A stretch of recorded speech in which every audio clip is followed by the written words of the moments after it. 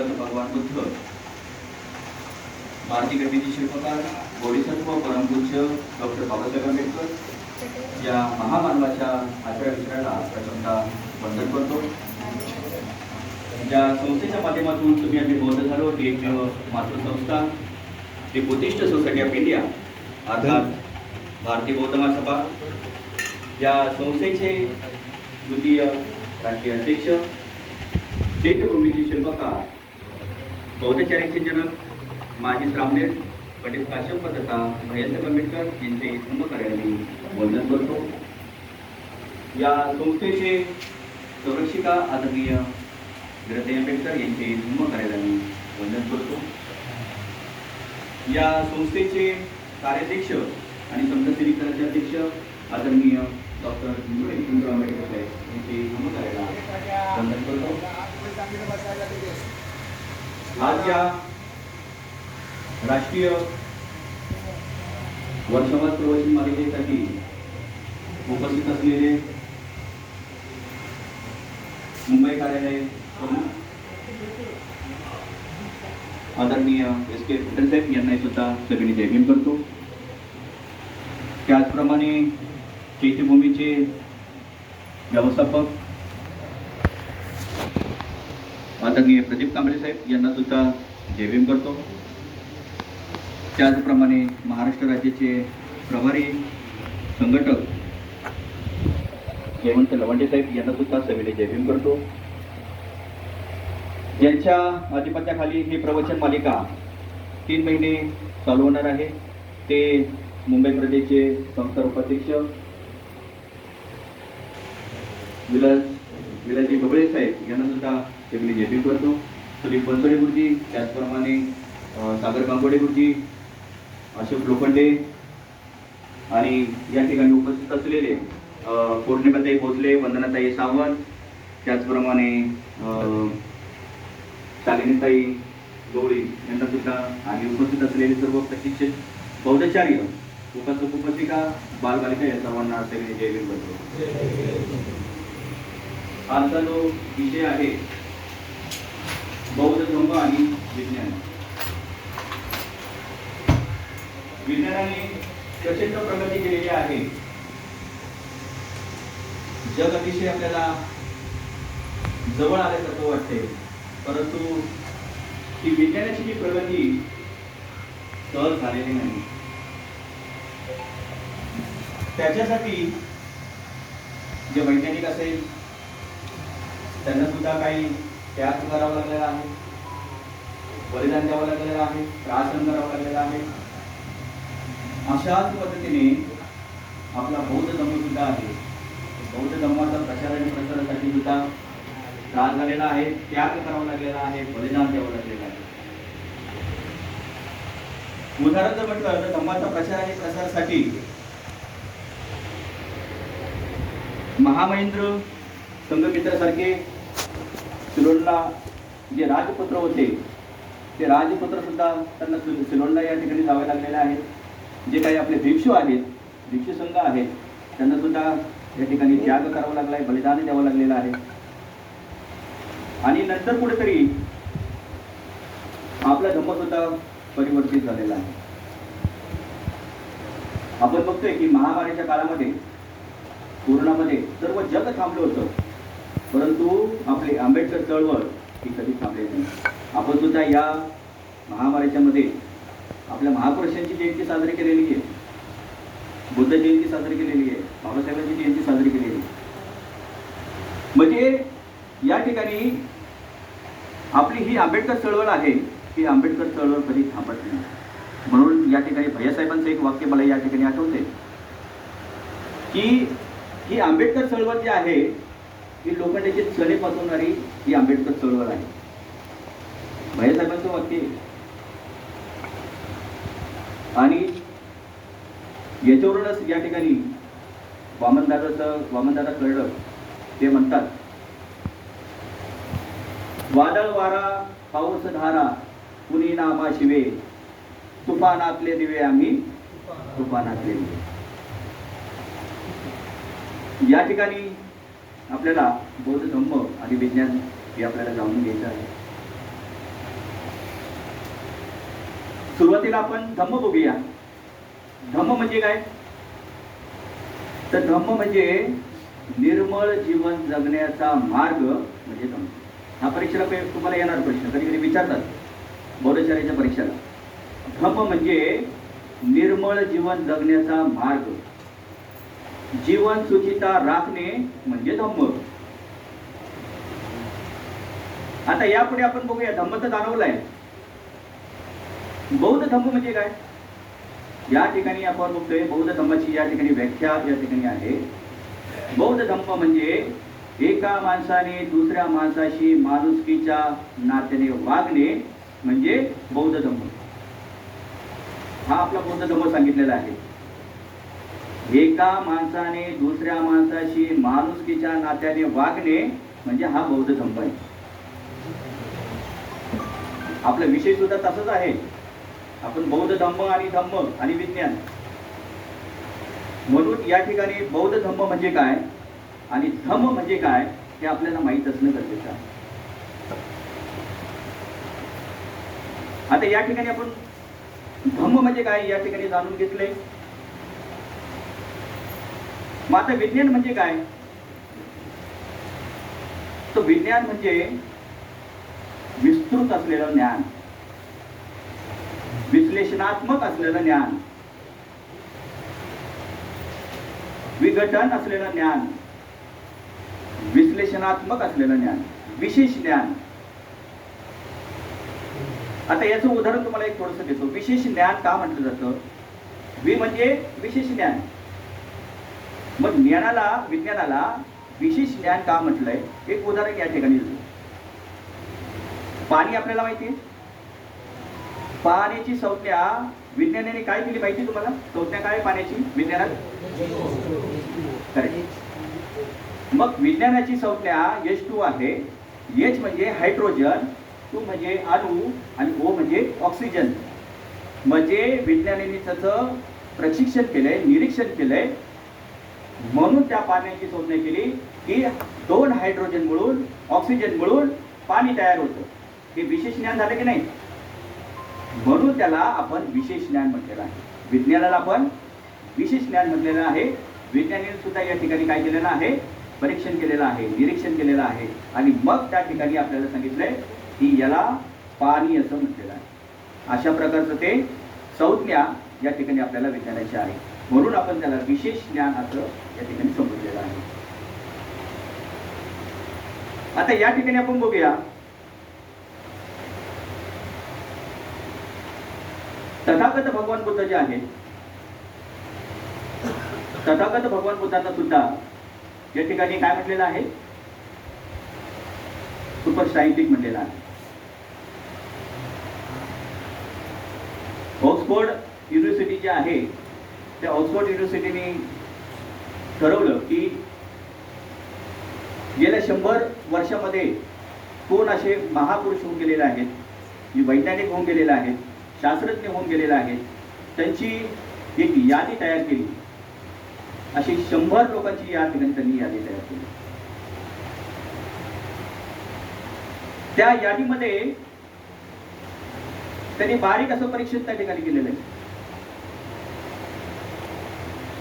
आणि सगळ्या ज्या 100 जे महापुरुष होते त्या 100 महापुरुषांचा त्यांनी अभ्यास केला आणि त्या अभ्यासामध्ये त्यांना असं जाणवलं की जो प्रथम क्रमांक जो असेल तो म्हणजे तथागत भगवान बुद्ध. या 100 लोकांपैकी महापुरुष म्हणून तथागत भगवान बुद्धांचा त्या ठिकाणी प्रथम क्रमांक दिलेला आहे. दुसरा क्रमांक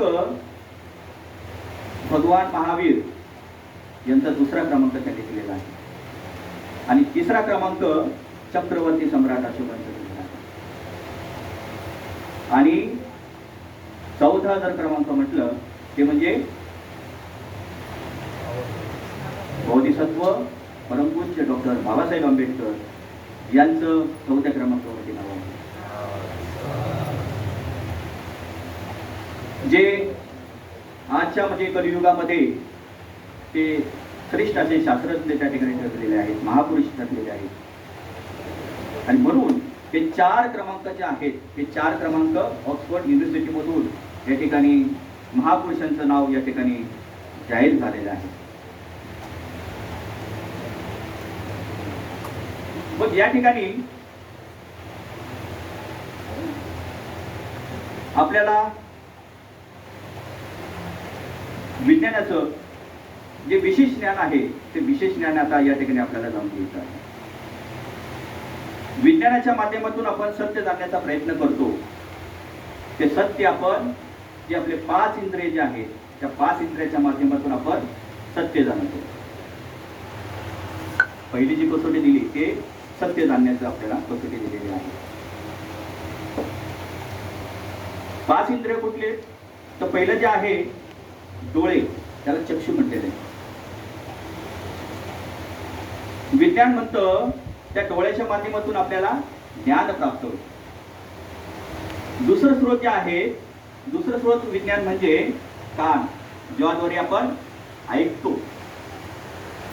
तिसरं जे आहे ते म्हणजे नाक, नाकाने आपण काय करतो? श्वास घेतो. मग तो वाईट असेल किंवा चांगला असेल तर नाकाने आपण श्वास घेतो. आणि चौथा जो आहे तो म्हणजे जीभ. त्या जिभेने आपल्याला काय होतं? चव कळते, ती गोड आहे की खारट आहे. आणि 5वं जे आहे ते म्हणजे त्वचा.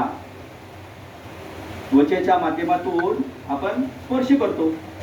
ते थंड आहे की गरम आहे हे आपल्याला कळते. अशी ही 5 ज्ञानेंद्रिय आहेत आणि त्या ज्ञानेंद्रियावर कंट्रोल करणारं आपलं मन आहे. जे सगळ्यात महत्वाचं जे आहे 6वं जे इंद्रिय म्हटलं ते म्हणजे मन.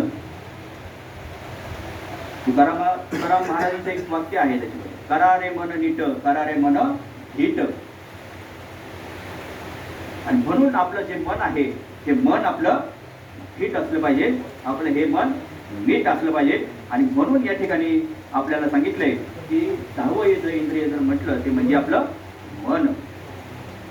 मनावर आपला कंट्रोल असणं या ठिकाणी खूप गरजेचं आहे.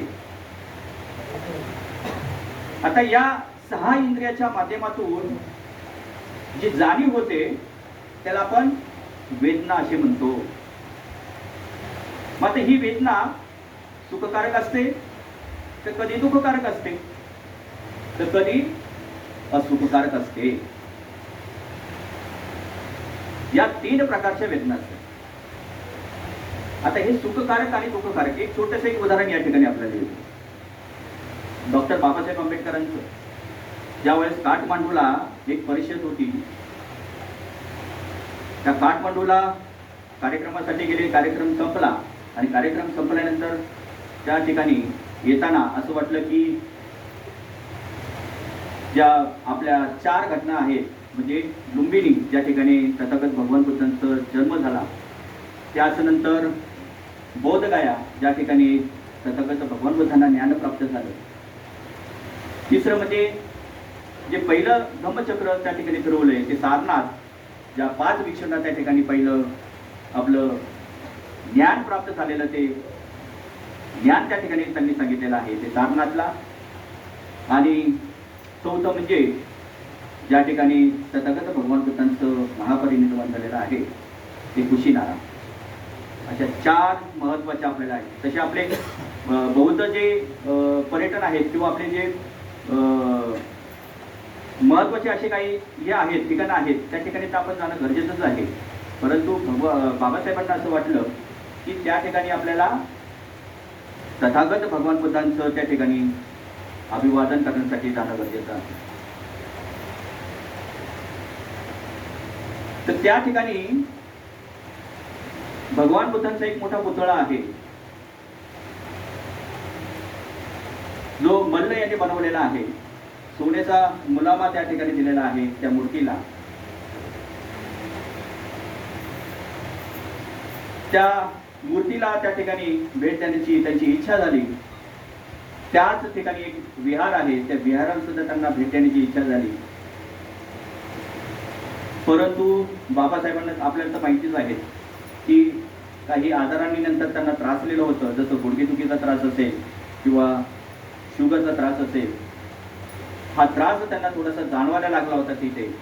आणि त्यांना अशी इच्छा झाली त्या ठिकाणी की मला तथागत भगवान बुद्धांचं या ठिकाणी दर्शन त्या ठिकाणी घ्यायचंय, मला अभिवादन त्या ठिकाणी करायचंय मला. परंतु त्यांच्या गुडघ्याच्या त्रासामुळं त्यांना ते शक्य झालं नाही आणि ते पुन्हा आपल्या हॉटेलवरती जाऊन गेले. हे मी उदाहरण याचं सांगते, सुखकारक आणि दुःखकारक. हॉटेलवर गेले, हॉटेलवर गेल्यानंतर त्यांना चेन पडाना की मी एवढ्या जवळ आलो परंतु मी तथागत भगवान बुद्धांना हे अभिवादन केलं नाही. पुन्हा दुसऱ्या दिवशी त्यांनी अतिशय स्फूर्तीने त्या ठिकाणी जाण्याचा प्रयत्न केला आणि त्या ठिकाणी जे सोन्याची गुलामा दिलेली जी मोठी मूर्ती आहे त्या मूर्तीला त्यांनी अभिवादन केलं, त्या विहारात जाऊन त्यांनी अभिवादन केलं आणि नंतर त्यांच्या मनाला कुठेतरी सुख त्या ठिकाणी आलं. हे अशा प्रकारचं हे सुखकारक आणि दुःखकारक आहेत. आणि म्हणून ह्या तीन वेदना आपल्याला त्यांनी सांगितलेल्या आहेत. आणि ह्या तीन वेदना, या तीन वेदनांना खऱ्या अर्थाने संज्ञा असं त्या ठिकाणी म्हटलेलं आहे. वेदना चांगली की वाईट अशी संज्ञा दिल्यानंतर जी प्रवृत्ती बनते तिला संस्कार असं म्हटलं जातं. वेदना चांगली की वाईट अशी संज्ञा दिल्यानंतरच जी आपली प्रवृत्ती बनते तिला संस्कार म्हणतात. आणि या संस्कारातून माणूस घडतो. अशा प्रकारे विज्ञानाची व्याख्या ही आहे की ही गोष्ट तथागत भगवान बुद्धांनी आपल्याला 2500 वर्षापूर्वी सांगितलेलं आहे आणि तेच आता विज्ञान सुद्धा तेच मानते.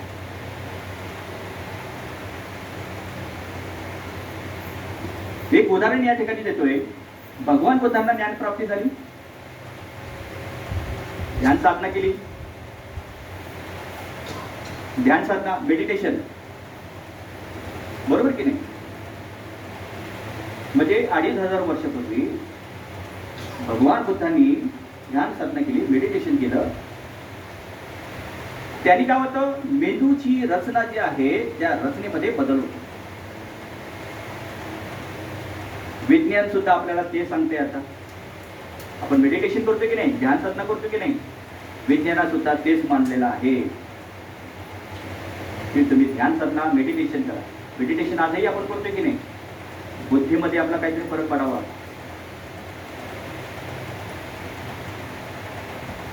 सांगायचं तात्पर्य असं की जे भगवान बुद्धांनी त्यावेळेस केले ते विज्ञान सुद्धा आता तेच करते. म्हणून या ठिकाणी बौद्ध धम्म हा विज्ञानाशी कसा सुसंगत आहे.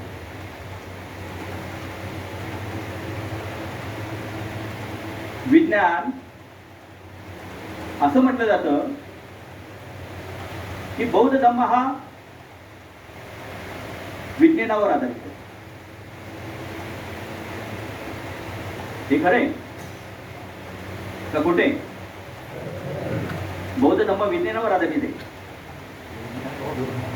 आपण हा म्हणताय. विज्ञान खरं म्हणायला गेलं तर हे अर्थसत्य आपल्याला सांगितलं जाते. विज्ञान आपल्या बौद्ध धर्मावर आधारित आहे. म्हणून या ठिकाणी मी जाणीवपूर्वक या ठिकाणी पहिलं उदाहरण या ठिकाणी दिलंय मेडिटेशनचं, की भगवान बुद्धांनी त्या टायमाला ध्यान साधना केलंय आणि आजही विज्ञान ते मानते. खऱ्या अर्थाने विज्ञान हे आपल्या बौद्ध धर्मावर आधारित आहे. विज्ञान हा बौद्ध धर्माचा पाया आहे, हे आपल्याला जाणीव असणं गरजेचं आहे. विज्ञान हा बौद्ध धर्माचा पाया आहे. आणि म्हणून या ठिकाणी आपल्याला समोशी वाटलं. आता या ठिकाणी पहिली कसोटी काय आहे ते आपण बघूया. कोणताही ग्रंथ, कोणताही माणूस सांगतो म्हणून आपण तो गृहीत धराव नाही, त्याची तपासणी होणं गरजेचं आहे. आपले वाडवडील सांगतायत म्हणून ती गोष्ट खरी आहे हे आपण मानलं नाही. कोणतरी आपल्यापेक्षा मोठा माणूस आपल्याला सांगतोय की ही गोष्ट खरी आहे, हे मानण्यापूर्वी ते खरं आहे की खोटं आहे हे आपण पडताळणं गरजेचं आहे. भगवान बुद्धांनी सांगितले, मी म्हणतोय, मी बोलतोय म्हणून आपण गृहीत धरू नका. या, पहा, तपासा, त्याची खात्री करा, त्याचं परीक्षण करा, त्याचं निरीक्षण करा आणि मग ते मान्य करा. हेच आपल्याला विज्ञान सुद्धा ते सांगते की त्याचं परीक्षण करा, निरीक्षण करा आणि मग त्याला मान्य करा. आणि म्हणून ही कसोटी, पहिली कसोटी आपल्याला या ठिकाणी सांगितलेलं आहे की सत्य असत्य हे पारखून घेतलं गरजेचं आहे. तर या ठिकाणी कालमांचं या ठिकाणी उदाहरण आहे की तथागत बुद्धांनी कालम सूत्रामध्ये कालमांना हे सांगितलेलं आहे की मी सांगतो म्हणून तुम्ही हे ग्राह्य करू नका, त्याचं पडताळणी करा. तुम्ही तुमच्या बुद्धीला पटते तरच बघा. जसं गाथेमध्ये आहेत ना आपल्या, हे पसिको पण आहे तो, या, पहा आणि मग त्याच्यावर विश्वास. जसं भगवत बुद्धांनी सांगितलंय, बहुजन हिताय बहुजन सुखाय. आपल्या हिताचं असेल तर ते स्वीकारा. बुद्धीला पटते तर घ्या, बघा, त्याची सत्यता त्या ठिकाणी जाणून घ्या, स्वतःचा अनुभव घ्या आणि मग ठरवा सत्य काय आणि असत्य काय.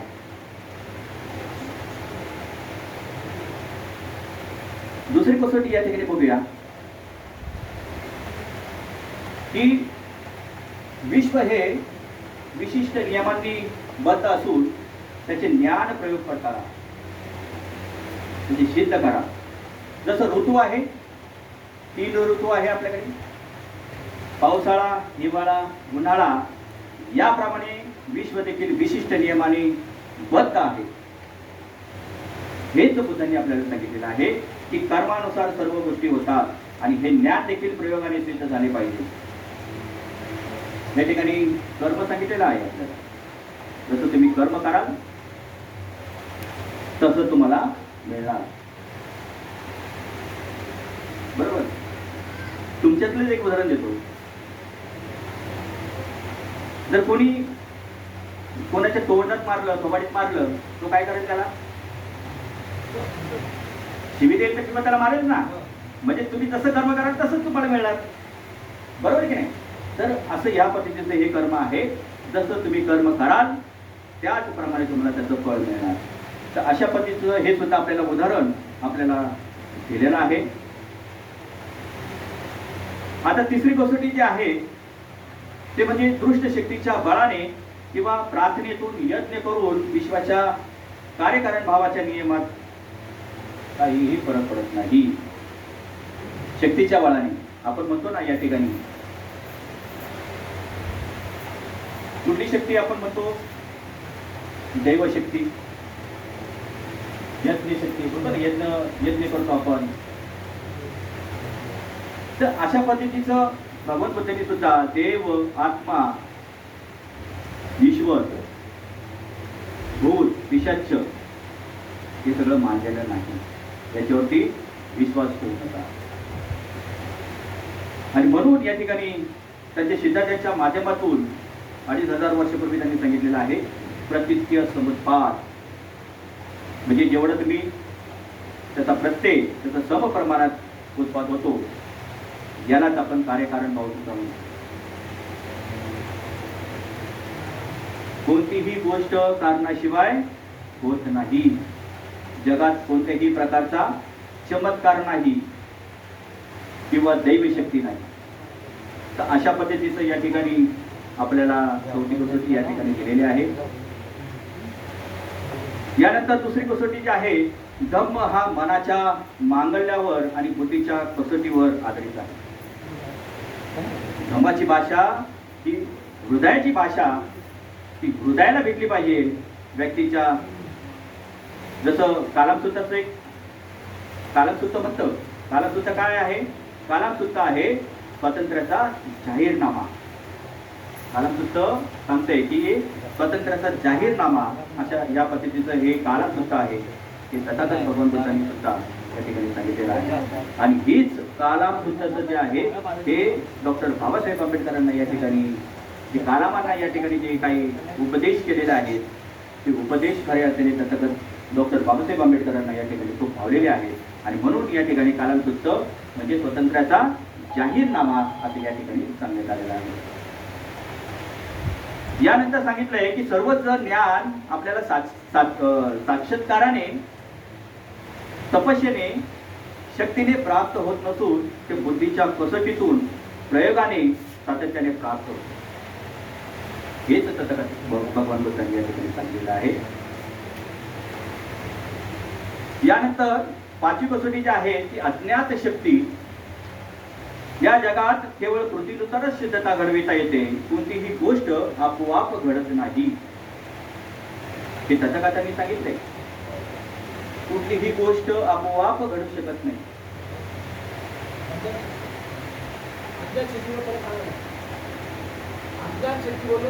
हा हा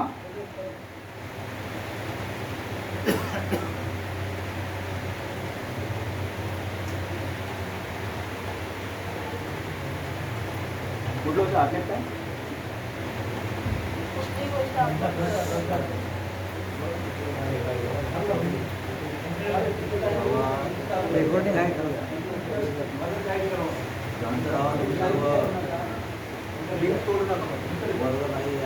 हा त्याच्यानंतर आपण बघूया.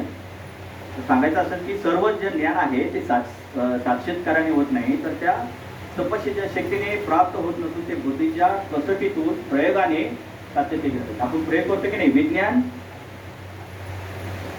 विज्ञानामध्ये प्रयोगशाळा आहे की नाही.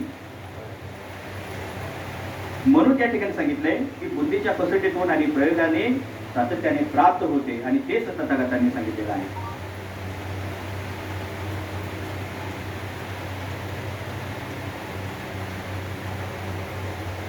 जी पाचवी कसोटी या ठिकाणी सांगितलेलं आहे. आता ते जे म्हटले की जसं अज्ञेय म्हणजे काय की अज्ञात शक्ती केवळ कृतीतून सिद्धता घडविता येत नाही तर ती आपोआप घडत नाही. ते तथागतांनी सांगितलेलं आहे. ते कसं सांगितलंय की म्हणजे एकच गोष्ट अनित्य नाही, त्याच्यात काहीतरी थोडासा बदल होत असतो. मग हा बदल कसा होतो किंवा हा बदल काय सांगितलं त्यांनी की जसं 108 डिग्रीचं भारतामध्ये आपण काय करतो पाणी उकळतंय. सपोज भारतामध्ये जर 108 डिग्रीचं पाणी त्या ठिकाणी उकळत असेल तर तशाच पद्धतीचं इंग्लंडमध्ये असेल, तुमचं फ्रान्समध्ये असेल किंवा अमेरिकेमध्ये असेल तीच अवस्था असणार. हे या ठिकाणी सांगितलेले आहे की अज्ञात शक्ती या ठिकाणी होऊ शकत नाही. जसं आहे तसंच्या तसंच होणार. जे या ठिकाणी आपल्याला जसं विज्ञान म्हणते की 108 डिग्रीचं पाणी जर भारतात या ठिकाणी उकळते तर अमेरिकेमध्ये सुद्धा तशाच पद्धतीचं 108 डिग्रीचं पाणी तिकडे सुद्धा उकळणार. आणि म्हणून या ठिकाणी सांगितलेलं आहे की कुठलीही गोष्ट कृतीतून सिद्धता घडविता येते. आता या ठिकाणी आपण बघूया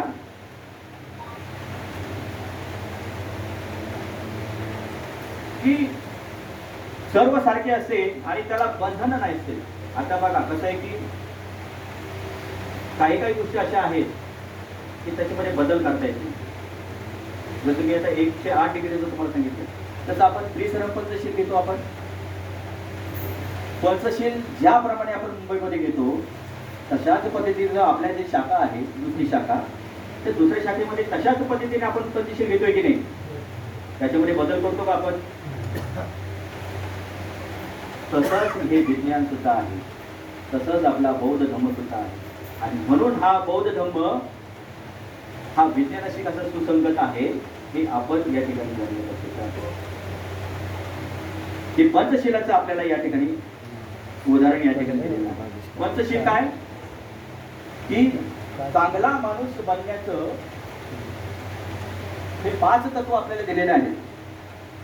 चांगला माणूस बनण्याचं हे 5 तत्व आपल्याला या ठिकाणी दिलेलं आहे. आणि म्हणून या ठिकाणी हे पंचशीलाचं आपल्याला उदाहरण आपल्याला दिलेलं आहे.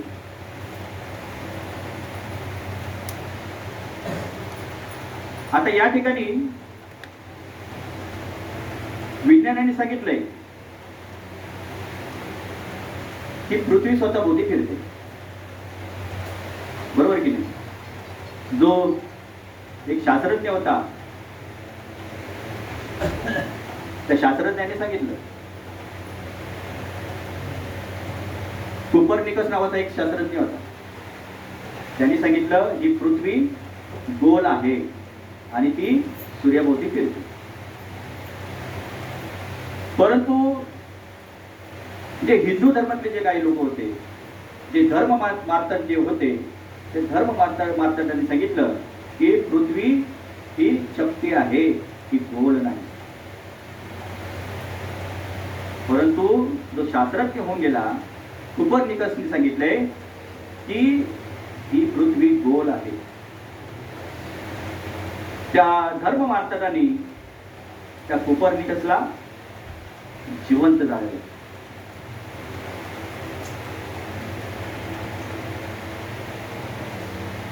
यानंतर ब्रुनो नावाचा शास्त्रज्ञ आला.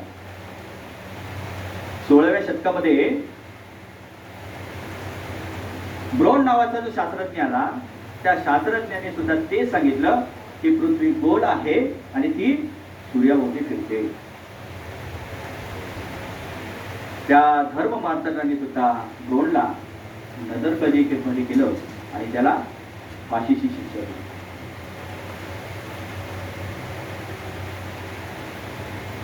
त्यानंतर 17व्या शतकामध्ये गॅलिलिओ आला. गॅलिलिओने काय केलं, दुर्बिणीचा शोध लावला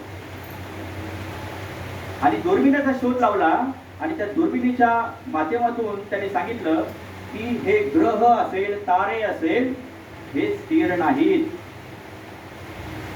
हे फिरतच असतात. परंतु हे जे धर्म मार्तंड होते त्यांनी सांगितलं की हे स्थिर आहेत, हे फिरत नाही आणि आमच्या शब्दाच्या पलीकडे तुम्ही जर जाताल तर तुम्हाला मृत्यूदंड त्या ठिकाणी दिला जाईल. मग गॅलिलिओला समजलं की बाबा या ठिकाणी आपल्याला सुद्धा या ठिकाणी शिक्षा होणार आहे. आणि तो ज्या वेळेस खाली बसत असताना त्यांनी थोडासा फुटफुटला की मी कितीही जरी सांगितलं की पृथ्वी गोल आहे, ती सूर्याभोवती फिरणार, तर ती फिरतच राहणार आणि खाली बस. ते त्या लोकांनी ऐकलं, धर्म मार्तंडांनी, त्याला सुद्धा त्या ठिकाणी शिक्षा देण्यात आलेली आहे. तर अशा पद्धतीचं हे विज्ञानासंदर्भात सुद्धा या ठिकाणी आपल्याला सांगण्यात आलेलं आहे.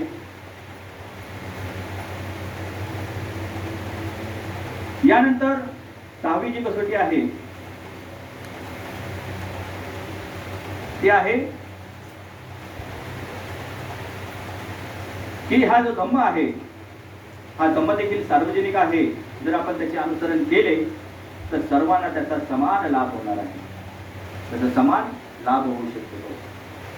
जसं मी सुरुवातीला सांगितलं, तथागत म्हणतात ये पस्तिको पण ऐको, म्हणजे या आणि पहा, तपासा, जर योग्य असेल तर ते स्वीकार करा.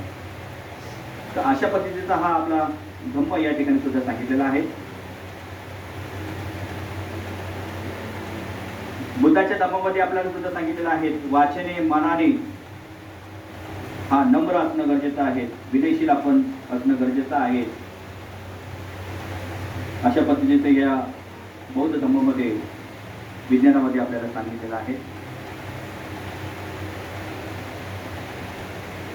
बुद्धही हे सांगतात आपल्याला की ते खरं आहे की खोटे आहे हे तुम्ही तपासा, अनुभवाने ठरवा, सत्य काय आहे, असत्य काय आहे हे आपण जाणून घेणं गरजेचं आहे. मी सांगतो म्हणून त्याचा स्वीकार करू नका, तर त्याचं पडताळणी या ठिकाणी करून बघा.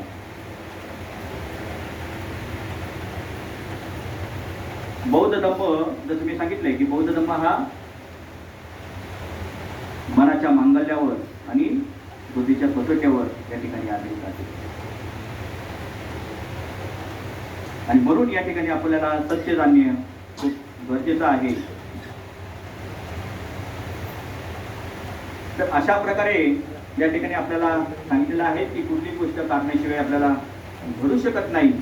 आणि या प्रकारे थोडक्यात आपल्याला हा विषय या ठिकाणी मी मांडण्याचा या ठिकाणी प्रयत्न केलेला आहे. जो चांगला माणूस म्हणून आपल्याला जे काही तत्व दिलेलं आहे, शिलाचार असेल, सदाचार असेल किंवा सद्गुणाचार असेल, तर अशा पद्धतीचा आपल्याला हा धम्म दिलेला आहे. धम्म तसं जर म्हटलं तर भगवान बुद्धांनी आपल्याला 3 शब्दामध्ये सांगितलेलं आहे, धम्म, अधम्म आणि सद्धम्म. तर या धम्माच्या सुसंगत असलेला हा विज्ञान आहे, जो रूप, वेदना, संज्ञा, संस्कार, विज्ञान अशा पद्धतीचं या ठिकाणी मी सांगण्याचा प्रयत्न केलेला आहे. जे अनित्य, अनात्म आणि दुःख अशा प्रकारचा हा विज्ञान आपल्याला विज्ञानाशी सुसंगत असलेला हा धम्म या ठिकाणी दिलेला आहे. या ठिकाणी मी वेळेचं सुद्धा या ठिकाणी बंधन आहे, आपल्याला 9:15 वाजलेले आहेत आणि या ठिकाणी थोडक्यात हा बौद्ध धम्म आणि विज्ञान कसं सुसंगत आहे हे सांगायचं या ठिकाणी मी प्रयत्न केलेला आहे. आपल्या सर्वांच्या या ठिकाणी मंगल कामना व्यक्त करतो आणि या ठिकाणी इथे थांबतो. नमो बुद्धाय. जय गुरु.